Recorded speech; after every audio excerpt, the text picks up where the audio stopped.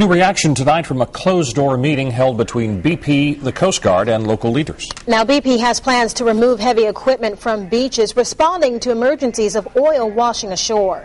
Today, the oil giant and Coast Guard revealed more of their plans for long-term cleanup operations. Fox 10 News reporter Libby Amos has that story live for you from Orange Beach. Libby?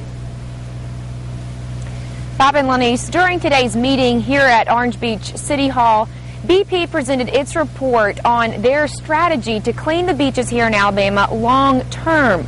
Representatives from Joe Bonner, Richard Shelby, Jeff Sessions, the Attorney General's office, as well as the Governor's office were all here, including many more state representatives, to hear what they had to say. I'm told many of them feel like BP is downplaying the amount of oil that is still believed to be lingering out in the Gulf. But there's a lot of little debris. I mean, it's itty-bitty stuff and that you see. And when you dig down in the sand, there's oil. The only thing I really seen was just the little stuff.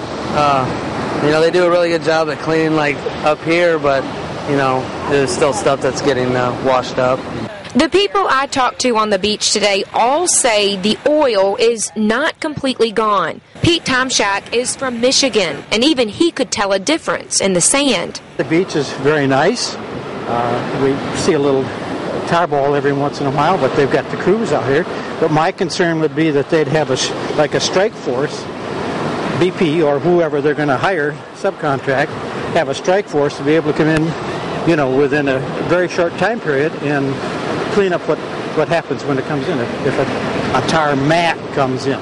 Orange Beach Mayor Tony Kennon shares the same concern about tar mats local researchers have found. And with primitive equipment, we have located multiple tar mats in a lot of different places, large tar mats. Kennon says neither BP or the Coast Guard would acknowledge the tar mats existed. He feared BP would be gone March 1st, leaving behind plenty of oil like this on the beaches. They told us they were not, but in their report, the language left them a loophole. We asked them to remove the language. They said they would not remove the language, but they would clean up. Again, take that for what you want, but if they won't remove the loophole, I have to ask why. The newly appointed Coast Guard Incident Commander, Captain James Hanzelick, says he doesn't think the ongoing cleanup job will be too tough. That's my personal feeling, that that'll be fairly small scale.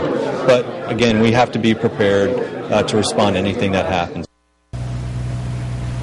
Mayor Kennon also told me that the response to Tarball landfall is still completely up in the air.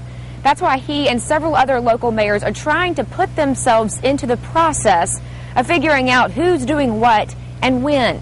Mayor Kennon also told me that even though they were invited and asked to attend today's meeting, there was not a BP official at the meeting today who could answer questions on the long-term cleanup process here in Orange Beach as well as Gulf Shores.